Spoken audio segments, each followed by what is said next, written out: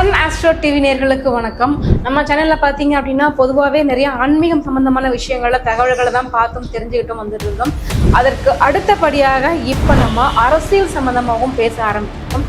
Mersal media அப்படின்ற ஒரு YouTube channel மூலமா நம்மளுடைய அரசியல் அனுபவங்கள், நாட்டு நடப்புகள், அரசியல் விமர்சகர்களுடைய கருத்துக்கள் அப்படின்னு சொல்லிட்டு மக்களாகிய நீங்கள் உங்கள் குரலாக அந்த சேனல் ஒலிக்க போகுது. சன் ஆஸ்ட்ரோ டிவிக்கு எந்த அளவுக்கு நீங்க ஆதரவும் பேரன்பும் கொடுத்தீங்களோ அதே மாதிரி மெர்சல் மீடியாவுக்கும் உங்களுடைய அன்பையும் பேராதரவையும் நீங்க தரணும் அப்படின்னு கேட்டுக்கிறோம்.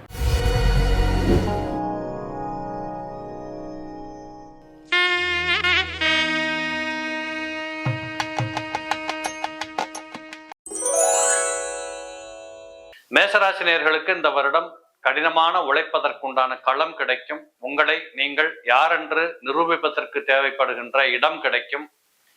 மற்றவர்கள் மூலமாக புகழப்படுகின்ற காட்சிகள் தெரியும். யாரென்று தெரியாதவர்களின் உதவிகள் உங்களுக்கு கிடைக்கும். ராசிக்கு 9ஆம் இடத்தை குரு பார்த்து கொண்டிருக்கிற போது வருடம் பிறக்கின்ற காரணத்தால் அங்கே சூரியன் அமர்ந்திருக்கிறார். 5ஆம் பாவாதிபதியை குரு பார்க்கின்ற காரணத்தால் இதுவரையிலும் வீட்டுக்குள் பிள்ளைகளுக்காக அல்லது பிள்ளைகளை முன்னிட்டு நடத்த வேண்டிய செய்திகள், சுபகாரியங்கள், படிப்பு, வேலை, புதிய உத்தியோக வாய்ப்புகள், வெளிநாட்டு பயணங்கள், இப்படிப்பட்ட தன்மைகள் எல்லாம் பிள்ளைகளின் மூலமாக மேசராசி பெற்றோர்களாக இருக்கிற பட்சத்தில் உங்களுக்கு அற்புதமாக கிடைக்கக்கூடிய வாய்ப்புகள் உண்டு. அதே போல செவ்வாய் ராசிநாதனையே குரு பார்த்து கொண்டிருக்கிறார். குரு பார்க்க கோடி புண்ணியம்னு சொல்லுவோம். அப்ப இந்த வருடம் உங்கள் மேல் நல்லவர்களின் பார்வை விழுகிறது. இதுவரைக்கும் இவங்கெல்லாம் நமக்கு நல்லது செய்ய மாட்டாங்களா, இவங்களை பார்க்க முடியாதான்னு ஏங்கி தவித்து கொண்டிருந்த மேசராசி நேயர்களுக்கு இப்பொழுது அற்புதமான வாய்ப்புகள் காத்து கொண்டிருக்கிறது. நல்லவர்களின் பழக்க வழக்கங்களும் தொடர்புகளும் நல்லவர்களின் உதவிகளும் உங்களுக்கு கிடைக்கின்ற வாய்ப்புகள் இந்த வருடத்தில் ஏராளம். இதை நீங்கள் அருமையாக பயன்படுத்தி கொள்ள வேண்டும். அதே போல இந்த குரு பகவான் புதனை பார்த்து கொண்டிருக்கிறார். மேசராசியில் பிறந்திருக்கக்கூடிய பள்ளிக்கு செல்லுகின்ற பிள்ளைகள், பாடப்புத்தகத்தோடு வாழுகின்ற பிள்ளைகளுக்கெல்லாம் இந்த வருடம் ஒரு திடீர் முன்னேற்றங்கள், அறிவு விருத்தி, ஞான விருத்தி என்று சொல்லக்கூடிய அளவிற்கு கம்ப்ளைண்ட் இல்லாத பெற்றோருக்கும் டீச்சருக்கும் நடுவுல இந்த பிள்ளைங்க மிக பிரமாதமாக வளருகின்ற வாய்ப்புகள் இருப்பதை பார்க்க முடியும். கவலையற்ற, குழப்பமற்ற ஒரு மனநிலைகளை பெற்றுக்கொண்டு பிள்ளைகளின் முன்னேற்றம் சிறப்பாக இருப்பதை நீங்கள் பார்ப்பீர்கள். இதே போல இன்னொரு பக்கம் பார்த்தீங்கன்னா, வெளிநாடுகளுக்கு செல்லணும், உயர்கல்வி பயிலணும், படிப்புல மேல் படிப்புக்கு போகணும், இப்படியெல்லாம் ஆசைப்பட்டு கொண்டிருந்த மேசராசி இளம் பிள்ளைகளுக்கு இந்த வருடம் குருவின் பார்வை காரணத்தால் கச்சிதமாக எங்கு சென்று எப்படி படிக்க வேண்டும் என்று சொல்லுகின்ற அந்த அமைப்பு உங்களுக்கு பிரமாதமாக கூடி வரக்கூடியது உண்டு. இதே 7ஆம் பாவாதிபதியாக இருக்கக்கூடிய சுக்கிரனையும் குரு பார்த்து கொண்டிருக்கிறதுனால கல்யாண சம்பந்தப்பட்ட விஷயங்கள், இதுவரைக்கும் திருமணம் ஆகாத பிள்ளைகளுக்கு கல்யாணம் நடப்பது ஒரு பக்கம், கல்யாணம் ஆனவர்களின் ஏதாவது சின்ன சின்ன குறைகள் இருந்து வந்திருந்தால் அதெல்லாம் தீர்க்கப்பட்டு கச்சிதமாக குடும்ப சூழல் அமைத்துக் கொள்ளுகின்ற வாய்ப்புகள், இதெல்லாம் கூட இந்த குரு சுக்கிரனை பார்க்கின்ற காரணத்தால் உங்களுக்கு குடும்ப விருத்தி, மன விருத்தி, மனக்கோலங்கள் சிறப்பாக அமைகிறத பார்க்க முடியும். குரு சுக்கிரனை பார்க்கின்ற காரணத்தால் குரு சுக்கிர யோகம்னு சொல்லுவாங்க. இது பெரும்பாலும் சொல்ல போகணும்னா பல்லக்கு யோகம்னு சொல்றது உண்டு. நிறைய பயணங்கள் ஏற்படக்கூடிய வாய்ப்புகள், புதிய இடங்களுக்கு செல்வது, டூர் போறது, கோயில் குளங்களுக்கு போகிறது, அந்தந்த வயது சம்பந்தப்பட்டவர்கள் அந்தந்த இடங்களை தேடி சென்று புதிய அனுபவங்கள், கொண்டாட்டங்கள், குதூகலங்களை பெற்றுக் கொள்ளுகின்ற வாய்ப்புகள் எல்லாம் கூட இந்த வருடத்துல உங்களுக்கு ரொம்ப சிறப்பா இருக்கிறத பார்க்கலாம். இதே போல உங்க ராசிநாதன் சனீஸ்வரனை பார்த்து கொண்டிருக்கிறார். உடல்நிலைகளில் சற்று கவனம் எடுத்துக் கொள்ளுங்கள். இந்த விளையாட்டுத்துறை சார்ந்தவர்கள் அல்லது இந்த விளையாட்டின் மூலமாக சாதிப்பதற்கான இந்த உடற்பயிற்சி செய்யக்கூடியவங்க, ஜிம்முக்கு போறவங்க, சைக்கிள் ஓட்டுறவங்க, எக்ஸசைஸ் பண்றவங்க, இவங்க எல்லாரும் மேசராசியில் இருந்தீங்கன்னா கொஞ்சம் உடல் நலத்துல கவனம் கொள்ளணும். 12ஆம் இடத்திலே சனி இருக்கின்ற காரணத்தால் உங்களுக்கே தெரியும், உங்களுக்கு கடந்த ஒரு வருடமாக 7.5 சனி நடைபெற்று கொண்டிருக்கிறது. அப்ப இந்த 7.5 சனி முழுவதும் இந்த வருடத்தில் தொடர்கின்ற காரணத்தால் இந்த 7.5 சனியிலே என்ன செய்யணும், என்ன செய்யக்கூடாதுங்கிறத பகிர்ந்து பார்த்துக்கிட்டீங்கன்னா சிறப்பா இருக்கும். அதிலே 30 வயதுக்கு உட்பட்டவர்கள் தான் மிக அதிகமாக உன்னிப்பாக அந்த சனியின் பார்வையை கவனிக்க வேண்டும். 30 வயதுகளுக்கு மேற்பட்டவர்களுக்கு இந்த 7.5 சனி உங்கள் வாழ்க்கையில மிக பிரமாதமான செட்டில்மெண்ட் எல்லாம் கண்டிப்பா கொடுக்க போறது உண்டு. இது கூடவே உங்களுக்கு பாத்தீங்கன்னா ராசிக்கு 2ஆம் பாவாதிபதி 9ஆம் இடத்துல சம்பந்தப்பட்டதுனால தனபாக்கிய யோகங்கள் மிக சிறப்பாக இருக்கிறத பார்க்கலாம். நிறைய முன்னேற்றங்கள், வீடு, மனை, காரு, வாகனம் இப்படி வாங்குவதற்கு தேவைப்படுகின்ற பண வசதிகளை பெற்றுக் கொள்ளுகின்ற வாய்ப்புகள் கிடைக்கும். பெண்களால் ஆண்களுக்கு மிகச் சிறப்பான உதவிகள் கிடைக்கக்கூடியதை பார்க்கலாம். நீங்க ஒரு இன்டர்வியூ போறீங்கன்னா அங்க ஒரு பெண் ஒருவர் உங்களை இன்டர்வியூ பண்ணா கண்டிப்பா உங்களுக்கு வேலை கிடைக்கும். இப்படி எல்லா விதத்திலும் இளைஞர்கள் முதல் முதியவர்கள் வரைக்கும் இந்த 2026 மேசத்தில் பிறந்தவர்களுக்கு ரொம்ப அற்புதமாக நீங்கள் உங்களை தயார்படுத்திக் கொண்டு இந்த உலக வாழ்க்கையை ரசிக்கின்ற பாதையில் செல்ல வேண்டும் என்று சொல்லுகின்ற நியதிகளோடு மிக சிறப்பான ஒரு பலன்களை கையில் வைத்துக் கொண்டு வாழ பிறந்திருக்கிறீர்கள். 2026 மேசத்தில் பிறந்தவர்களுக்கு மிக சிறப்பாகவே இருக்கும். இந்த மேஷ ராசியில் பிறந்த எல்லோருக்குமே ஒரு தனித்தன்மை என்பது இருக்கும். ஒரு வேகம் இருக்கும், விவேகம் இருக்கும். எந்த ஒரு வேலையாக இருந்தாலும் உடனடியாக செய்து முடித்துவிட்டுத்தான் அடுத்த வேலைக்கு செல்ல வேண்டும் என்ற எண்ணம் இருக்கும். நண்பர்கள் அதை தெளிவாக புரிந்து வைத்திருப்பார்கள். நீங்களும் புரிஞ்சு வச்சிருப்பீங்க.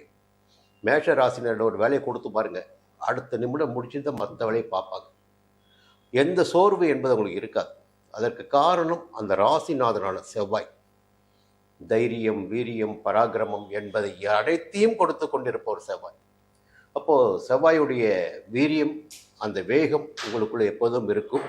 சரி, இந்த ஆண்டில் என்ன நடக்கப் போகிறது, எந்த கிரகங்கள் எங்கே சஞ்சரிக்கிறார்கள், ஒரு பெருசாக பயமுறுத்திட்டு இருக்காங்க உங்களை. மேஷ ராசிக்கு 7.5 சனி ஆரம்பமாக போகுது.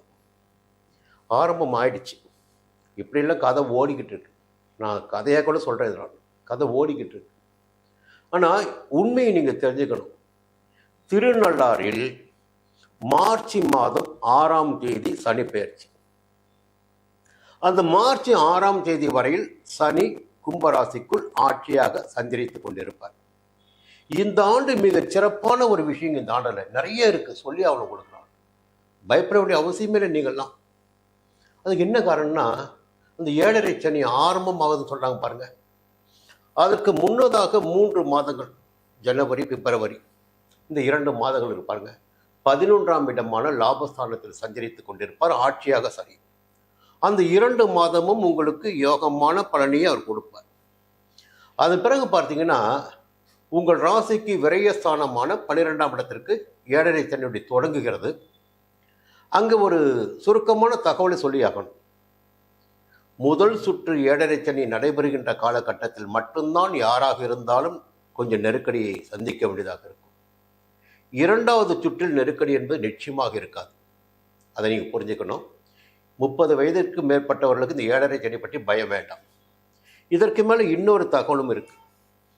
12ஆம் இடத்திற்கு வருகின்ற சனி மார்ச் மாதம் 6ஆம் தேதி வருகிறார். மார்ச் மாதம் 12ஆம் தேதி அஸ்தமனமாகிறார். அப்போது இந்த பீஸ் போன பல்புன்னு சொல்லுவோம்ல, அப்போ 12ஆம் இடத்து சனி பகவான் என்ன பண்ணுவார்? சனீஸ்வரன் உங்களை பெரிய அளவில் எந்த அளவிற்கும் பாதிக்க மாட்டார். அந்த அஸ்தமன காலம் என்று பார்க்கின்ற போது ஏப்ரல் மாதம் 11ஆம் தேதி வரை. இந்த நிலைக்கு மேலாக ஏப்ரல் மாதம் 11ஆம் தேதி வரை அஸ்தமனம். அது பிறகு ஒரு சிறப்பான ஒரு விஷயம் இருக்கு.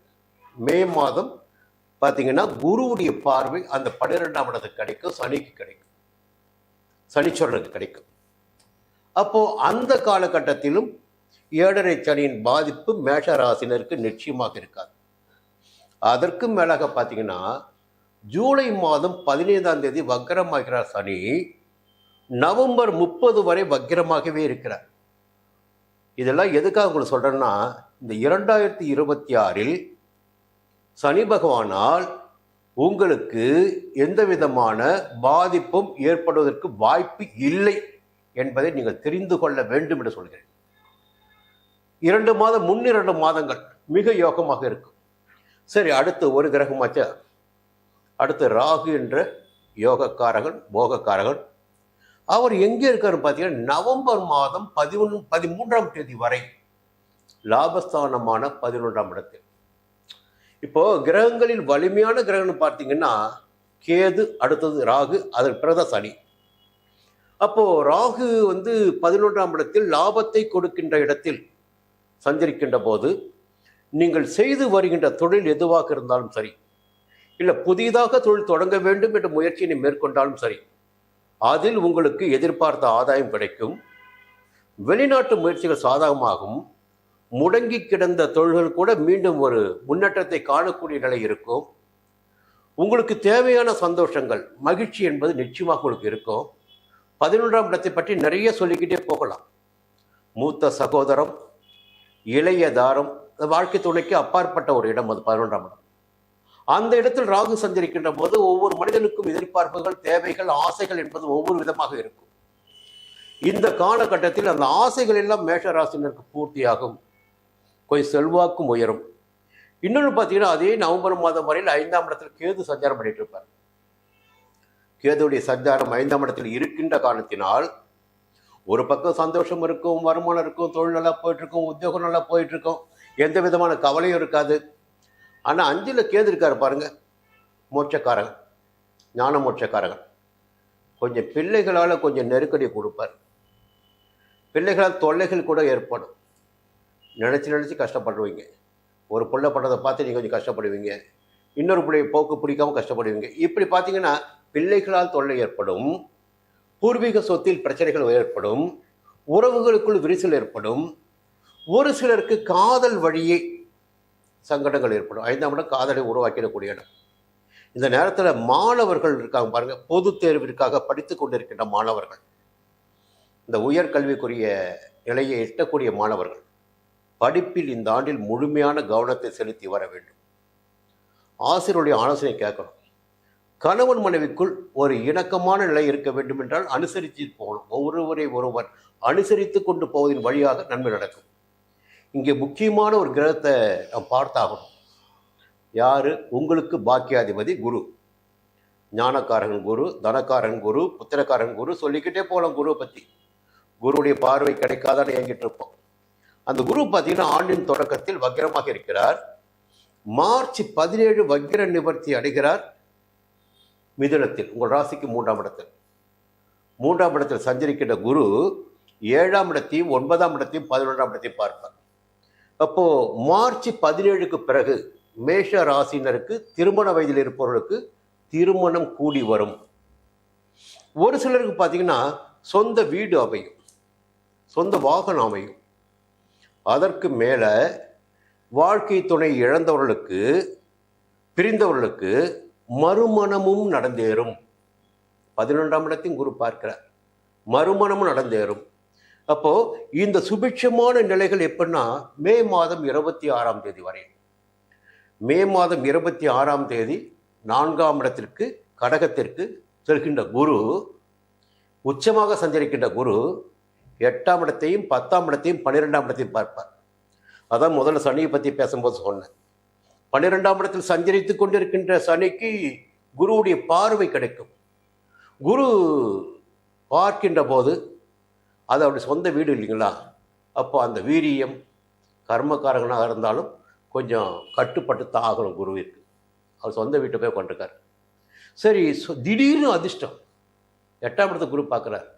திடீர் அதிர்ஷ்ட வாய்ப்புகள், மறைந்திருந்த ஒரு செல்வாக்கு வெளிப்படக்கூடிய நிலையாக ஏற்படும். ஒரு தொழில் தொடங்கணும், தொடங்க முடியும். வேலைக்காக முயற்சி செய்துட்டு இருக்கீங்க, வேலை கிடைக்கும். உத்தியோகத்தில் எதிர்பார்த்த இடமாற்றம், பதவி உயர்வு மே மாதம் 26ஆம் தேதிக்கு பிறகு மேஷராசினருக்கு உண்டு.